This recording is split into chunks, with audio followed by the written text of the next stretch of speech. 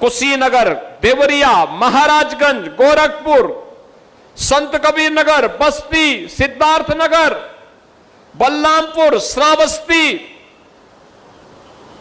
और आज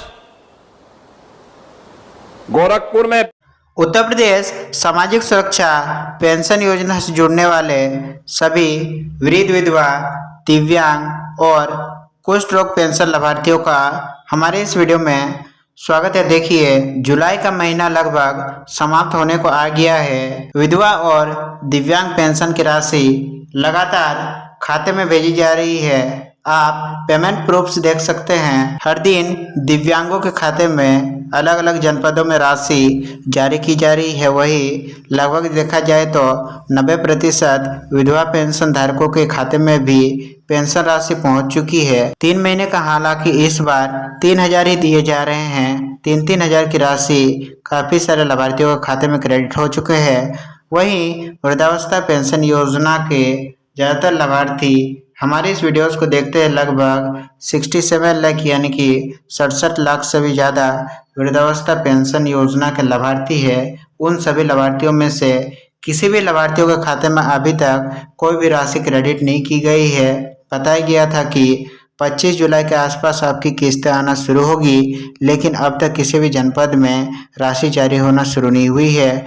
आपको हम बता दें कि प्राप्त रिपोर्ट के अनुसार इसी हफ्ते आप सभी के बैंक खाते में पेंशन राशि आना शुरू होने वाली है। वही बढ़ा हुआ 4500 रुपये पेंशन पर मंजूरी मिल चुकी है, लेकिन सभी लाभार्थियों के लिए नहीं, सिर्फ दिव्यांगजनों के लिए इस राशि को मंजूरी मिली है। साथ ही हम इस वीडियो में बताएंगे कि किस दिन से आप सभी के खाते में बढ़ा हुआ पेंशन राशि मिल सकता है। चैनल पर पहली बार आए हैं, चैनल को सब्सक्राइब करके चैनल का साथ जरूर जुड़िएगा, क्योंकि इसी प्रकार से हम यूपी सामाजिक सुरक्षा पेंशन योजना से रिलेटेड अपडेट्स को समय समय पर लाते रहते हैं। देखिए, उत्तर प्रदेश देश का सबसे बड़ा राज्य है और यहाँ 1 करोड़ से भी अधिक लाभार्थियों को सामाजिक सुरक्षा पेंशन योजना के माध्यम से डीबीटी के जरिए सीधे बैंक खाते में राशि हर 3 महीने में लाभार्थियों के बैंक खाते में भेजे जाते हैं। इनमें शामिल है वृद्धावस्था पेंशन, निराश्रित महिला यानी कि विधवा पेंशन, दिव्यांग पेंशन और कुष्ठावस्था पेंशन। ये 4 प्रकार की पेंशन योजनाएं फिलहाल अभी उत्तर प्रदेश सरकार द्वारा चलाई जाते हैं, लेकिन इस बार अप्रैल, मई और जून 2026 की पहली तिमाही की पेंशन को लेकर के अलग अलग श्रेणियों में अलग अलग स्थिति देखने को मिली है। सबसे पहले बात करते हैं विधवा पेंशन की। अप्रैल, मई और जून 2026 की त्रैमासिक किस्त का भुगतान प्रदेश के अधिकांश जिलों में सफलतापूर्वक पूरा किया जा चुका है और विधवा पेंशन का भुगतान देखा जाए तो 7 जुलाई से शुरू हो गया था और 15 जुलाई के आसपास लगभग सभी जिलों में विधवा पेंशन का अप्रैल, मई और जून किस्त का भुगतान हो चुका है। जिन भी महिलाओं का आधार बैंक खाते से लिंक था, बैंक खाता एनपीसीआई पर मैप था, डीबीटी सक्रिय था, उन्हें 3,000 की त्रैमासिक राशि उनके बैंक खाते में प्राप्त हो चुकी है। यदि आप विधवा पेंशन का धारक है, आप किसी भी जिले से देख रहे हैं, एक बार कमेंट के माध्यम से जरूर कंफर्म कीजिएगा कि आपको आपका विधवा पेंशन की राशि प्राप्त हुई है नहीं। यानी फिलहाल भुगतान पुरानी दर 1,000 प्रति महीने की दर से ही 3 महीने के हिसाब से देखा जाए तो 3,000 रुपये ही लाभार्थियों के बैंक खाते में भेजे गए हैं। अब बात करते हैं दिव्यांग पेंशन की। दिव्यांग पेंशन का वितरण भी लगातार जारी है। 10 जुलाई 2026 के बाद से पीएफएमएस के माध्यम से बैच प्रोसेसिंग द्वारा भुगतान भेजा जा रहा है और राज्य सरकार के अनुसार 10.44 लाख से अधिक पात्र दिव्यांग लाभार्थियों को इस वित्तीय वर्ष में लाभ पहुंचाया जा चुका है और अब भी दिव्यांगजनों के खाते में पेंशन राशि भेजे जा रहे हैं। महत्वपूर्ण बात सामने निकल करके आ रही है कि एक साथ सभी खातों में पैसा नहीं भेजा जा रहा है।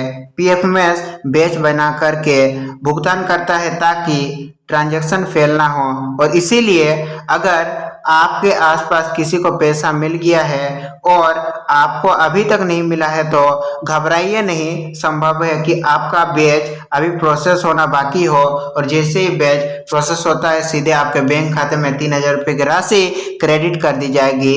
अब सबसे बड़ा सवाल सामने निकल करके आ रही है कि वृद्धावस्था पेंशन अभी तक क्यों नहीं है, लाभार्थियों को इतना ज्यादा इंतजार क्यों करना पड़ रहा है। यही सवाल लाखों बुजुर्ग पूछ रहे हैं और इसका कारण पैसे की कमी नहीं है बल्कि एक नया सत्यापन नियम है। पहला तो देखिए, सबसे बड़ा बदलाव उत्तर प्रदेश सरकार यानी कि मुख्यमंत्री योगी आदित्यनाथ जी ने कर दिया है। अब आधार कार्ड को आयु प्रमाण यानी कि एज प्रूफ के रूप में नहीं माना जा रहा है। UIDAI के नए निर्देश के बाद अब समाज कल्याण विभाग ने नए नियम लागू कर दिए हैं। अब आयु प्रमाण के लिए ये सभी दस्तावेज आपको देने होंगे। यदि आप ग्रामीण इलाके से, विलेज एरिया से बिलोंग करते हैं तो आपको ये सभी डॉक्यूमेंट्स देने होंगे और यदि आप शहरी क्षेत्र से बिलोंग करते हैं तो आपको voter ID, ration card, pan card, passport या ड्राइविंग लाइसेंस ये सभी डॉक्यूमेंट्स देना पड़ेगा। या तो आप सेल्फ डिक्लेरेशन भी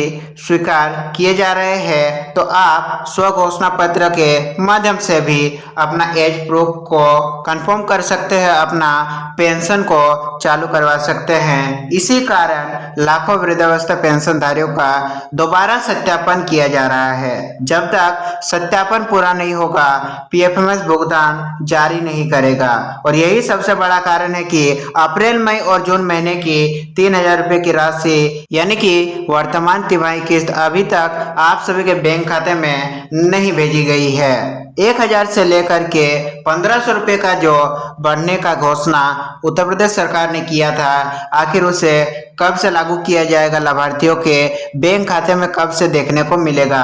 राज्य सरकार ने बजट में पेंशन बढ़ाने की घोषणा जरूर की है, लेकिन यहाँ एक बड़ा बात समझना जरूरी है। घोषणा होते ही भुगतान शुरू नहीं हो जाता है, इसके लिए कई चरण पूरे होते हैं। पहला, कैबिनेट की अंतिम मंजूरी जरूरी है। दूसरा, अतिरिक्त बजट का आवंटन जरूरी है। शासनादेश जारी होना भी जरूरी है और SSBY पोर्टल अपडेट होना जरूरी है।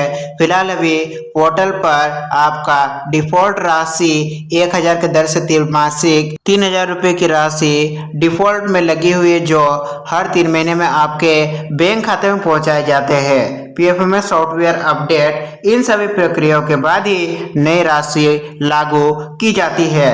इसीलिए अभी का क्या स्थिति है देखिए, अप्रैल, मई और जून महीने की पहली तिमाही का भुगतान पुरानी दर यानी कि 1,000 प्रति महीने का अनुसार ही किया गया है और इसी कारण अधिकांश लाभार्थियों को 3,000 रुपए की राशि खाते में देखने को मिल रही है।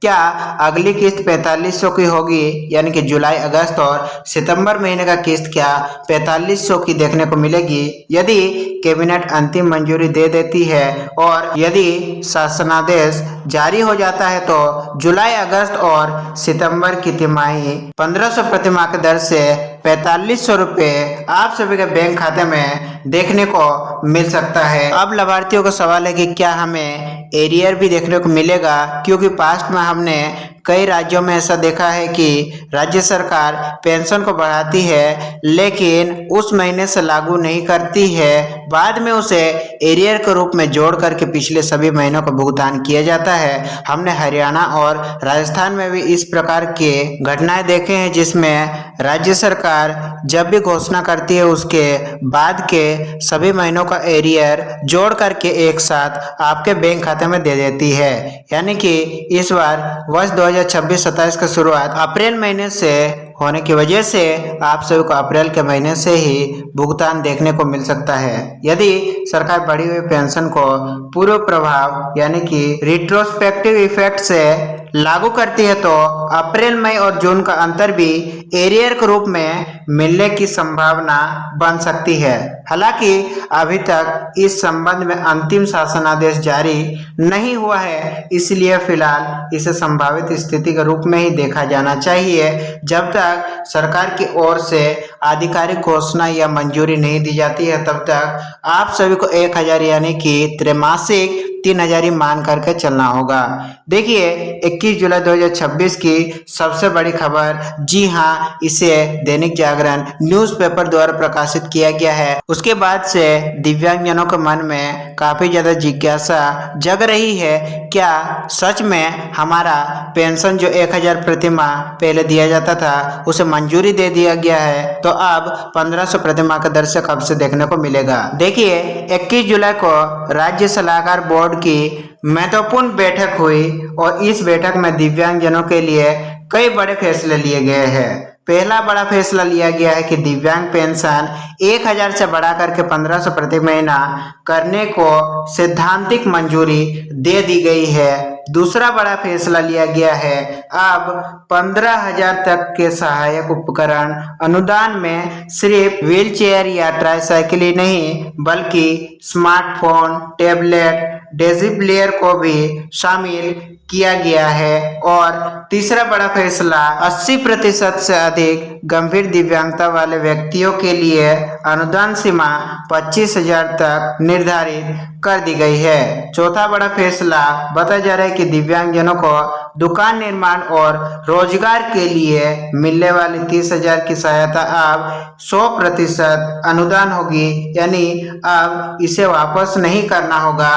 दिव्यांगजनों को जो 30,000 रुपये की राशि दुकान या कोई व्यवसाय रोजगार चलाने के लिए दिए जाएंगे, उससे वे निश्चिंत होकर के अपना रोजगार को, अपना बिजनेस को आगे लेकर के जा सकते हैं। पांचवा बड़ा फैसला, सरकारी विकास प्राधिकरणों की दुकानों में दिव्यांगजनों का आरक्षण 3% से बढ़ा करके 5% करने का निर्णय भी लिया गया है। अब बात करते हैं रुकी हुई पेंशन की। कई ऐसे लाभार्थी थे जिनकी पेंशन 6 महीने या उससे भी अधिक समय से बंद हुई थी। लाभार्थी काफी ज्यादा परेशान थे, जिसका मुख्य कारण बताया गया था कि एनपीसीआई मैपिंग ना होने की वजह से उनका पेंशन को रोका गया था। ई-केवाईसी अधूरा होना, लाइफ सर्टिफिकेट समय पर ना देना, बैंक खाते में डीबीटी सक्रिय नहीं होना।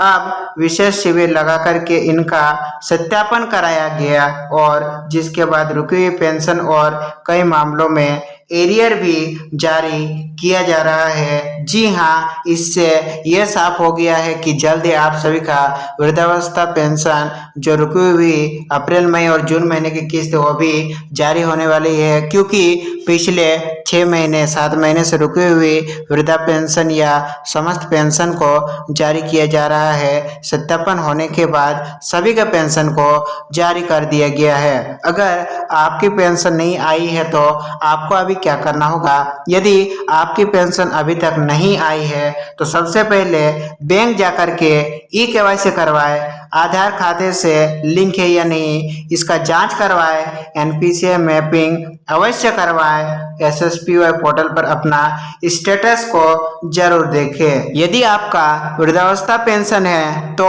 नए आयु प्रमाण वाले दस्तावेज जरूर जमा करें। यदि फिर भी समस्या बनी रहती है तो समाज कल्याण विभाग के हेल्पलाइन नंबर पर शिकायत दर्ज करवा सकते हैं। फिलहाल हमारे पास यूपी, उत्तर प्रदेश सामाजिक सुरक्षा पेंशन योजना से जुड़े जितने भी अपडेट्स थे, इस हफ्ते के सभी बड़े अपडेट्स को हमने देखा, आप सभी को बताने का प्रयास किया। फिर भी आप सभी को यूपी सामाजिक सुरक्षा पेंशन चाहे कोई भी पेंशन योजना से जुड़े हैं, आप नीचे कमेंट में लिखना ना भूलिएगा। नेक्स्ट वीडियो में आप सभी के समस्याओं का समाधान हम करने का प्रयास करेंगे।